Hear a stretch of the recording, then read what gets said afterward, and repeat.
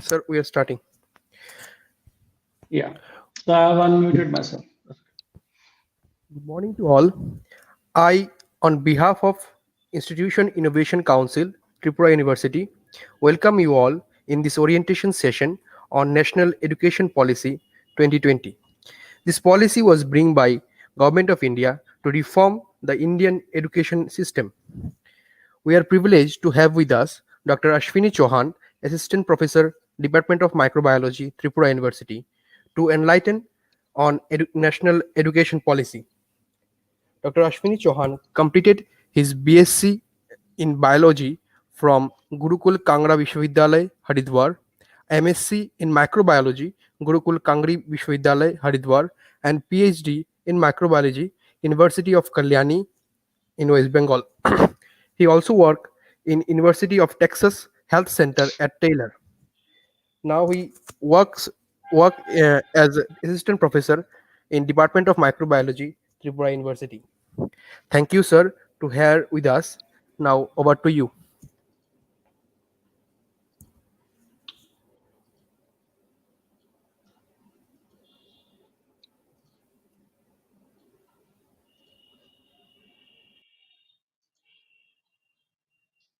Um, Thank you, Ajay, for the introduction. So, as Ajay has already told, that we are here to discuss on the new education policy 2020. A lot of people have been thinking, you all have been thinking about, what it holds for the higher education as we belong to the higher education system, the university system or the institutions. So I'm going to give you the brief points, not going into the details of point wise, but an introduction so that we all can understand what it stores for us.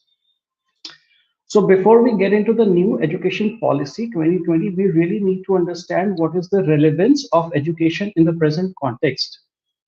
So as we know that India will have the highest population of young people in the world over the next decade, which will be like more than 50% below 35 years of age and aspiring for high quality education. So this demographic dividend has to be taken advantage of. And then, as we know that the globalization and demands of a knowledge economy and knowledge society call for emphasis on the need of for acquisition of new skills by learners on a regular basis. For them to learn how to learn and become lifelong learners, a critical consideration to be addressed appropriately. And then changes in knowledge landscape, especially in science and technological advances like big data analytics, machine learning, artificial intelligence, and all demand skilled workforce involving mathematics, computer science, data science, as well as multidisciplinary abilities across the sciences, social sciences, and humanities. The education of future needs to be reconfigured, and that's why this NEP was required for a really long time, and this needs to be reconfigured in order to meet the goals of global education development agenda. So goal 4 of SDG 4 of 2030 that seeks to ensure inclusion and equitable quality education and promote lifelong learning opportunities for all.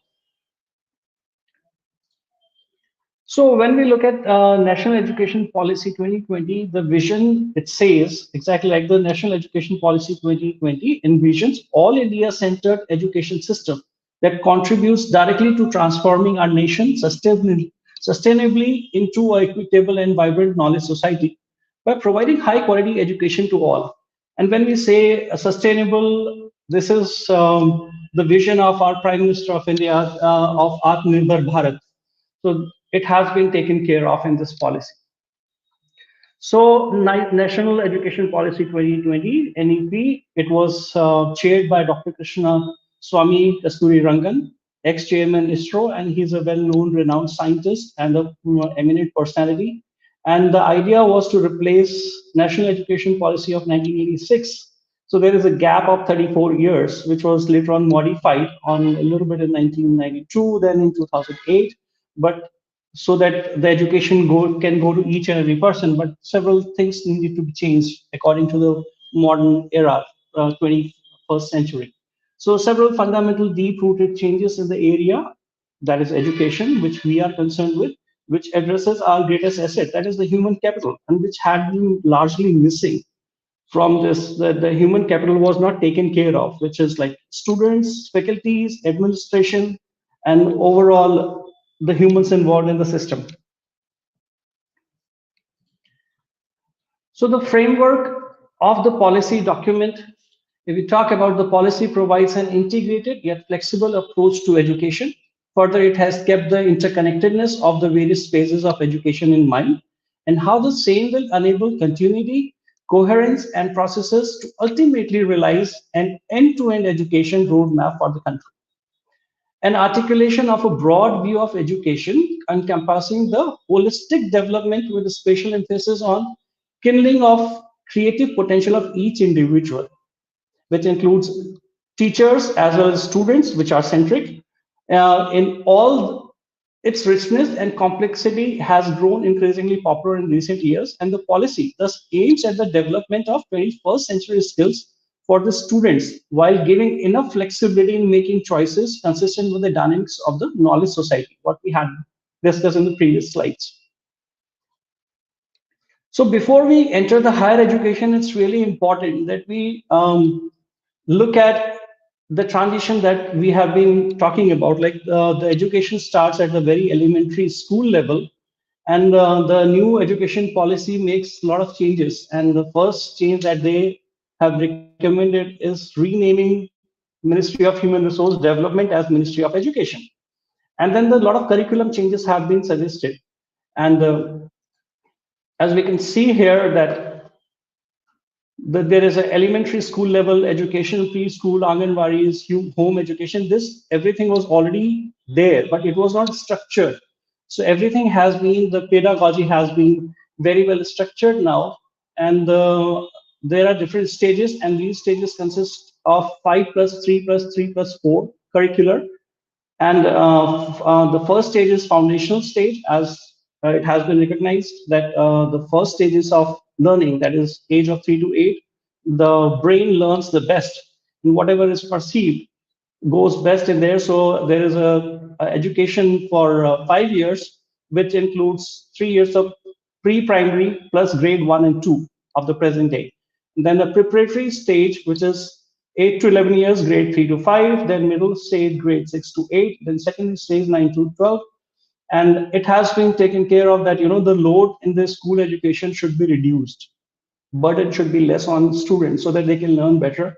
And the seamlessness has been taken care of so that students can learn better, and they can take whatever the courses they want. If they want to learn arts, music, science together, this kind of flexibility is given in this national education policy so that they can easily transit from their school to the higher education as good learners.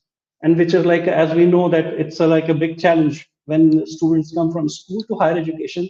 There is a big gap, and it's very difficult for them to cope up the higher education.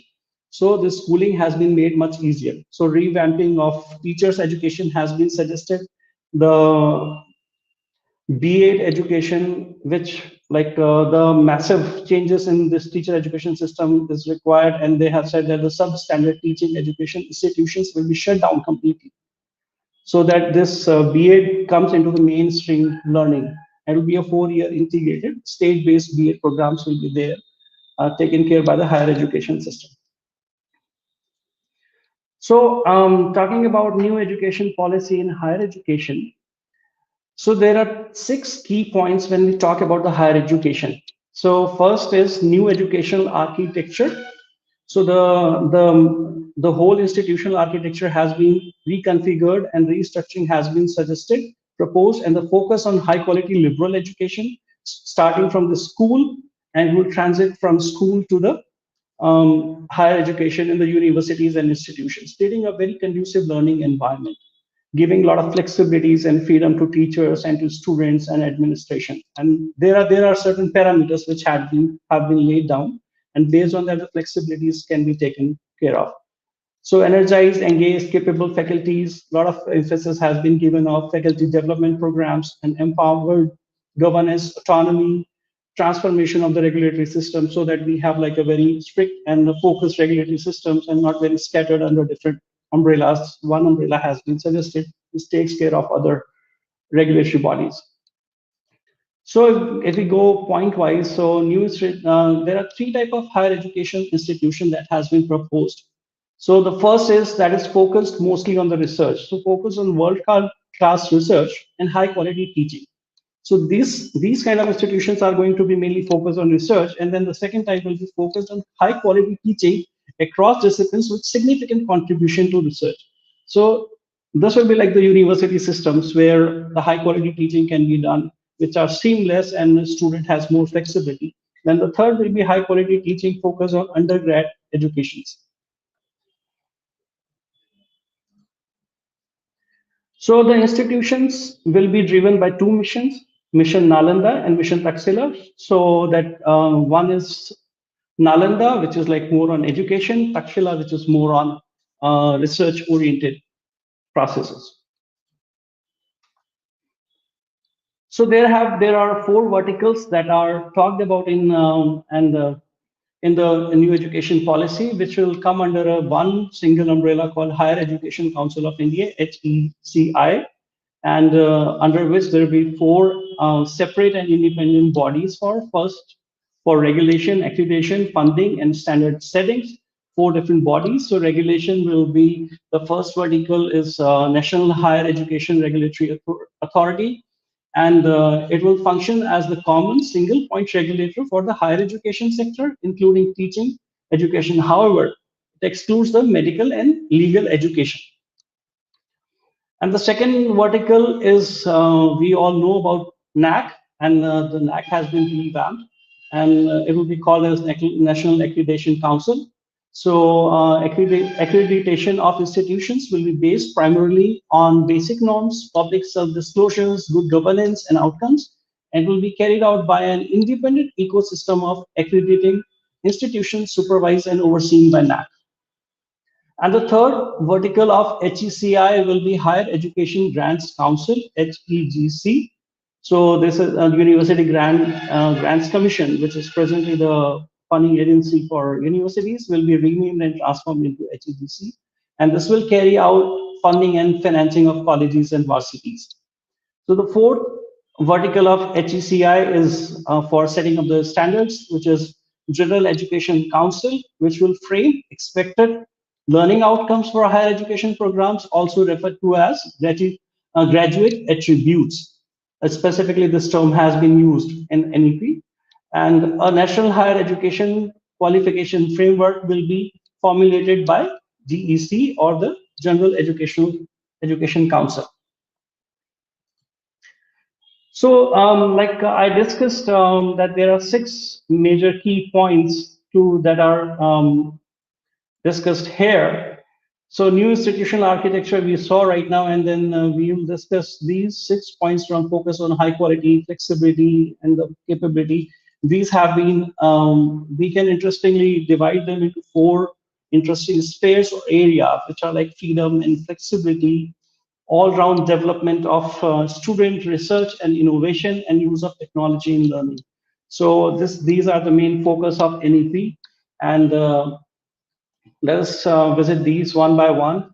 So when this freedom and flexibility, there is an apex body which has been proposed and will be created, called as Rashtriya Shiksha Ayog, and this Rashtriya Shiksha Ayog will be chaired by Prime Minister of India, and will be taken care of this Rashtriya Shiksha Ayog by the PM office. And this is to facilitate a holistic and integrated implementation of all education initiatives and programmatic interventions. And this body will also coordinate initiatives between the center and the states. That will be its role.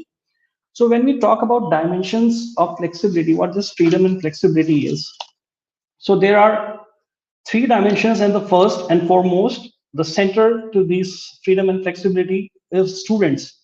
So the idea is to create a synergy between different fields of study at a school level, so that there is an easy transition from school to undergrad to the graduate levels. And so the system will be choice-based education, and the multiplicities of choices will be given at the school as well at the college level. So at the undergraduate level, for example, a student is interested in learning music, but he's a science student. So he will have the flexibility of choosing those things. So that the skill development can be taken care of. And then there will be no distinguishing between extracurricular and versus the curricular. Right now, we have a very clear distinction. Okay, he plays football, so that is extracurricular activity. He plays hockey, that's an extracurricular activity. And studying biology or chemistry or arts core subjects is a curricular activity. So these things will be merged so that students can have more flexibility in terms of choosing their things. So overall development has been taken, given a really big um, view here or centric has been made. So academic bank of credits, so which talks about multiple entry and exit points. So it gives a flexibility to the student that a student can take admission in a 4 year, 3 year or 4 year. The education, the undergrad degree has been like undergrad program is designed to be 4 year, suggested to be the 4 year, and the student can take exit at any time. For example, if he wants to do one particular program for 1 year and he thinks that, okay, I want to get into a different ecosystem in a different institution, he can take 1 year certificate and he can leave and get into some other institutions. So that flexibility is there. After second year, he get a diploma. After third year, he gets a degree. And after fourth year, he'll get a research undergrad degree. Okay. So fourth year will be completely dedicated to research so that there is an easy transition for the student. Based on research, he can pursue PhD directly. He doesn't have to go for the master's degree, and a lot of emphasis has been given on integrated programs, integrated master's programs, so that they are more research oriented. So hence, this gives a flexibility to students that anytime, anywhere, a student can choose a particular ecosystem. So so much of flexibility is there. He can opt for different credits and accumulate a credit bank, and these credit banks can help him fetch jobs at different places, or he can pursue research later on. So students are the ultimate beneficiary of this ABC, academic bank of credits. And then vocational training has been given a very big emphasis in the National Education Policy 2020, such that vocational training has will be brought under the mainstream learning process or the mainstream degrees for the student. It will not be a separate entity as such that somebody doing vocational training and cannot be part of, cannot get a degree or a certificate. So this has brought into the main system. So for the faculties, NEP also talks about the National Curriculum Framework and curriculum specificity for faculty. And interestingly, the ad hoc positions, there were a lot of ad hoc positions, guest lecture thing has been removed. So there is a strong emphasis on removing this ad hoc thing from the policy. So, which is one of a key takeaway from this policy. Then talking about the governing board, in order to improve the pedagogy. So, like I said, the graduate attributes will be set up. A frame setting responsibility will be there, and based on that graduate attributes, there is a lot of flexibility that is provided to the faculty, student, and also the governing board should be very good. So the good structure of governing board of an institution has to be there, and this should include the eminent people from different fields and different stakeholders. For example, not only from the academic but also from the admin should be part of this governing board, so as to decide the bigger picture of the outcome of education. And the board decides the chairperson, and it is not decided by Ministry of Education anymore, but the board is going to decide the chairperson. So a lot of flexibility at the institution level has been given to this, and in order to envisage the policy. And um,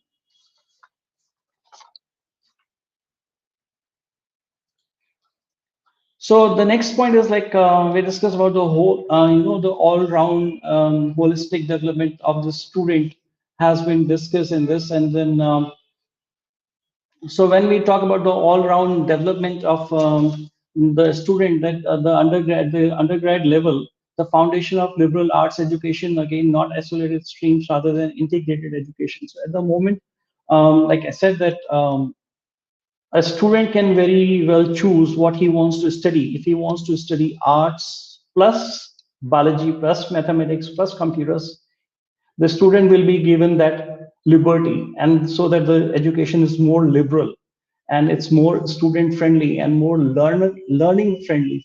So the policy aims to promote holistic and multidisciplinary education at the undergraduate level to generate more imagination and creativity in the students, so as to ensure their all-round development, which is very important. And the eminent people who created under chairmanship of Professor Kasturi Rangan, they all think that at the moment the liberalization of education is really important. They took examples from United States and other developed countries like in Europe, and they found that this is really important. The concept also termed as liberal education is an age-old idea in the Indian context.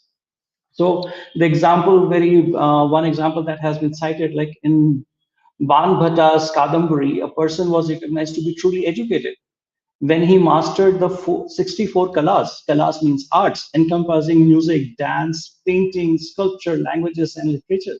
In addition to the subjects such as science, engineering, and mathematics, as well as vocational subjects. So this is what has been emphasized a lot in National Education Policy 2020. So I'll just quote here that what it says, that liberal education explores the remarkable relationships that exist among the science and humanities, the mathematics and art, medicine and physics, etc. And more generally, the surprising unity of all fields of human endeavor. This is what the quotation comes from NEP 2020.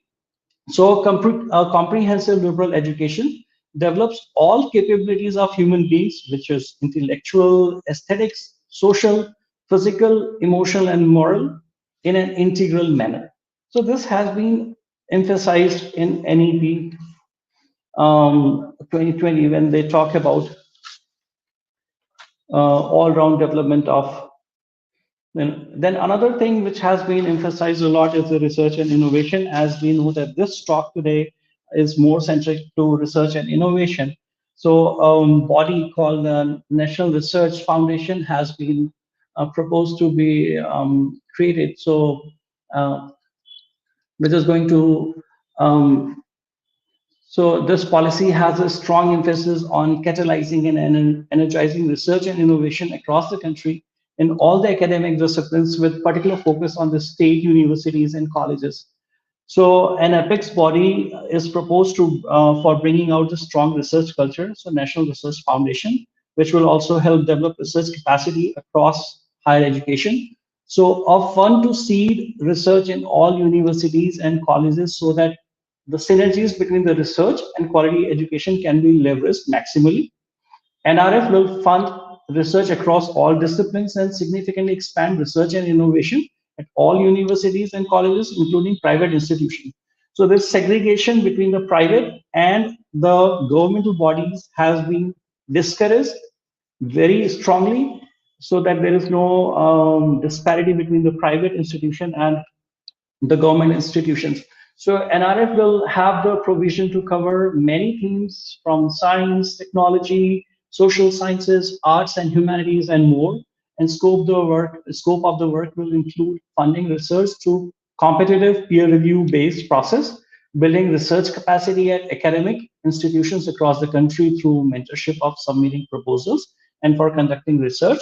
So creating beneficial linkages between researchers, government, and industry, disseminating research through seminars, and awarding prizes to outstanding research. So all this will be taken care of by National Research Foundation. Okay. And the research and innovation leading to knowledge creation is central to growing and sustaining a large, vibrant economy and uplifting the society. So that's why all these points have been um, proposed in NEP 2020, which was approved by the cabinet in July 2020. So then another point, the fourth area that we discussed about, like that is among in the NEP 2020 is use of technology in learning. Um, so the technology, we all know that at the moment in the COVID pandemic, when the COVID-19 pandemic is going on, we know that how technology is helping us in learning process. And so this is really useful technology, and the technology should be used to amplify the role of the teacher and it should not become a burden. As we know that technology can help, it can increase the audience of the teacher, especially when among the geographical regions which are far away. Okay, the location, for example, I can sit here and as it's going live on YouTube, anybody can access this lecture from anywhere. So the learning can go to any place. Sitting at Tripura, I can teach a student in Africa who might be needing my expertise. So the use of technology has been emphasized that more and more technology should be used.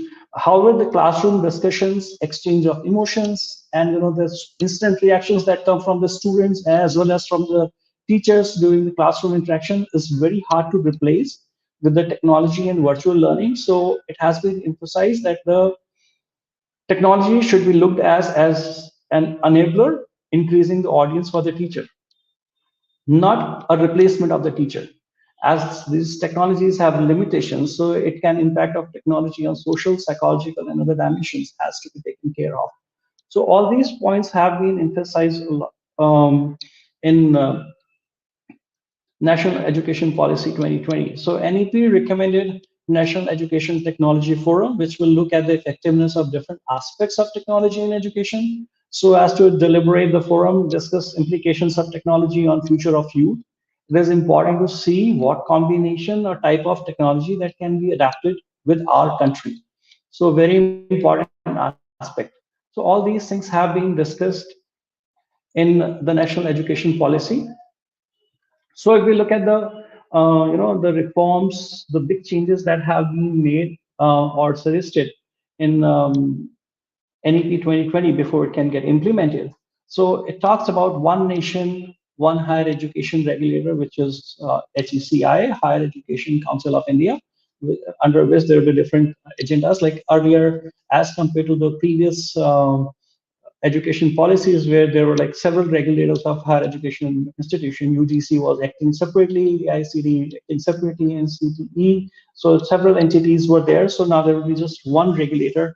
And a very important thing for the learning point is that it suggests multiple entry and exit options in degree courses for the students. Like we talked about in this talk about, we discussed that a student can exit at after the first year, second year, third year of their undergrad program, taking either a certificate, diploma, or the degree, and or can enter the fourth year for the research if interested in research, so that the employability can be increased.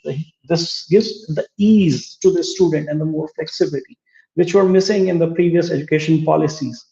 So low stake board exams, common entrance exams, unlike the previous policies where like heavy syllabus based board exams, we all know that the students are carrying really heavy bags to their school. So this has been taken care of in new education policy. It's more centric to the learning. Emphasis is given more on the learning so that students can learn and easily transit from their school education to the higher education systems. So separate entrance exams are there, like for example, but now there will be one common entrance exam. Like for medical exam, it's already NEET is there now. We all know that. Similarly, for engineering exams, there will be one exam that will be conducted.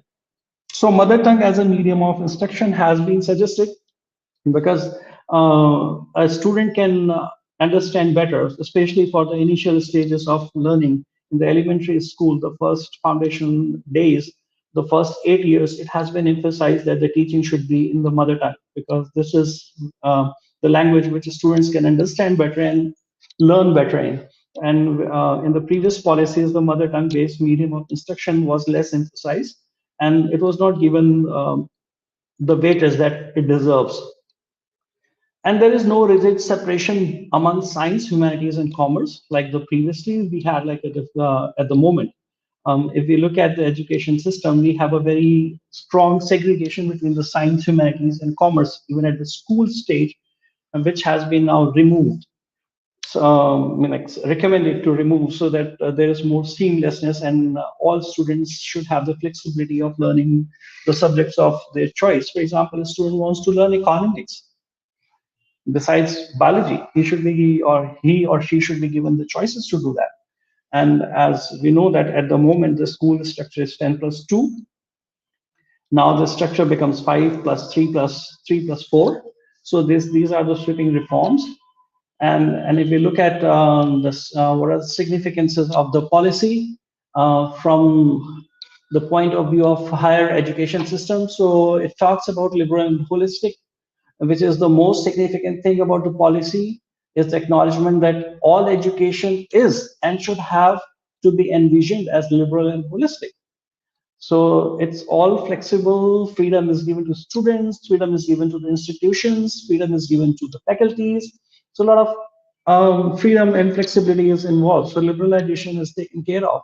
Then public education, there is a strong reiteration of the state's commitment to public education, much needed at a time when privatization objective seems to be overriding social welfare objective of the government. So the public education is really important. And autonomy in finance also welcome is the explicit assurance that institutional autonomy is not just a polite term for financial abandonment. So ad hoc and contractual appointments, like I said, finally the acknowledgement that the rampant resort to ad hoc and contractual appointments has crippled higher education and should be stopped immediately, will surely bring relief to teachers organization, agitating tirelessly on this very issue. So this has been taken care of. And the core objective based on tripartite division of higher education into teaching universities, research universities, and optimally sized multidisciplinary undergraduate college is sound, then National Research Foundation definitely is a very good move for higher education systems, and the diagnosis and prescriptions for the important areas of governance and regulation are workable as an initial starting point, as is the plan to create National Research Foundation of the regulatory bodies. So there were a lot of controversies during the creation of this. Like for example, the language was one of the controversies. The NEP 2020 proposed three languages. One was English, Hindi, and third one was mother tongue or any other language. But then after a lot of uproar, it has been taken care of, and it has been said that the primary elementary education should be done only in mother language, mother tongue. So all this is what is included in the national education policy, and I'm sure that this will help improve our education system in elementary school or at the higher education. So with this, I would just like thanks everybody who is listening to this, and I'll just stop my presentation here and look if there are any questions or if anybody uh, has a question. So Uh, Thank you, sir. We don't have any question in our chat box, so we are conclude now. So thank you, sir, for your words on national education policy to 2020. Basically, the focusing on higher education, and I'm sure all the viewers get all details after this talk. Now we are here for vote of thanks. Now, at first, I like to thank Dr. Ashwini Chauhan, Assistant Professor, Department of Microbiology, for the presentation. Once again, thank you, sir. I like to thank Dr. Shaun Roy Chaudhuri, Convener, Institution Innovation Council, Tripura University, and Associate Professor, Department of Microbiology, for organize this type of session. Thank you, ma'am. I also like to thank Mr. Ashish Chaudhuri, Information Scientist, Central Library, Tripura University, for all logistic supports. Thank you, sir. At last, I like to thank all Institution Innovation Council members of Tripura University for their support and encouragement. Thank you all. We will arrange this type of sessions in future also. Thank you. Thank you, sir.